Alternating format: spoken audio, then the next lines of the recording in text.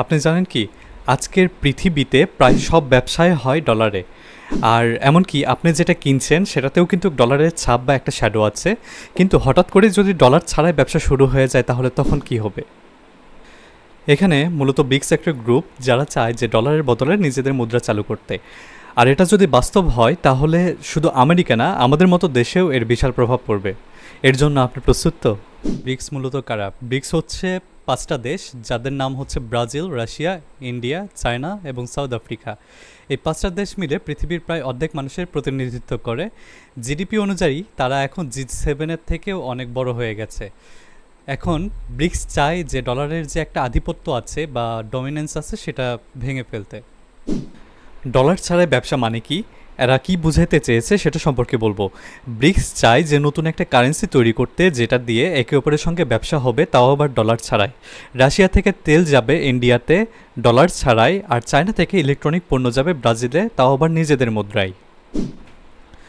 উদাহরণস্বরূপ চীন যদি ভারতকে পণ্য বিক্রি করে তারা চায় সেই টাকা ইয়ানে পাক, ডলারে না। এটাই হচ্ছে ডে-ডলারাইজেশন। এটা কি আসলেই সম্ভব? বিশ্বের 85%-এরও বেশি আন্তর্জাতিক ট্রেড হয় মার্কিন ডলারে। এই ডমিনেন্স ভাঙা সহজ না, তবে ব্রিক্স দেশগুলো গত কয়েক বছর ধরেই কাজ করছে এ বিষয়ে। 2023-এ জোহানেসবার্গ সামিটে তারা সরাসরি বলেছে নিজেদের অল্টারনেটিভ কারেন্সি নিয়ে কাজ করছে। আইএমএফ, ওয়ার্ল্ড ব্যাংক এমনকি বিআইএস-এর রিপোর্টেও এমনটা উল্লেখ রয়েছে। এত কিছুর পরেও কেন এই আন্দোলনের শুরু হলো বা কোথা থেকে আন্দোলনের শুরু হলো এটা সম্পর্কে জানবো। সব কিছুর শুরু মূলত রাশিয়া ইউক্রেন যুদ্ধের পর। তখন আমেরিকা রাশিয়াকে সুইফট সিস্টেম থেকে কেটে দেয়। এখানে মূলত আমাদের উপর কী কী প্রভাব পড়তে পারে সে সম্পর্কে আলোচনা করব। ইম্পোর্ট এক্সপোর্টের খরচ কমে যেতে পারে, এখানে কারেন্সি ডিপেন্ডেন্সি কমবে। কিন্তু একটা কথা মনে রাখতে হবে যে গ্লোবাল মার্কেটের অনিশ্চয়তা কিন্তু অনেক বেড়ে যাবে। অনেক দেশে এর পরিবর্তনের জন্য কোনো প্রস্তুতি নেই, তাই ক্রাইসিসটা অনেক বেড়ে যাবে। আমাদের মতো ছোট দেশের বা বাংলাদেশের মতন একটা দেশে এমন মুদ্রা চালু হলে আমদানি রপ্তানি পুরো দৃশ্যপটটাই পাল্টে যেতে পারে। তাহলে প্রশ্ন হচ্ছে, ব্রিক্স কারেন্সি কি সত্যি আসছে? একটা নির্দিষ্ট ব্রিক্স কারেন্সি এখনও অফিসিয়ালি আসে নাই, তবে রাশিয়া, চায়না, ইন্ডিয়া ইতিমধ্যে নিজেদের মধ্যে লোকাল কারেন্সিতে লেনদেন শুরু করেছে।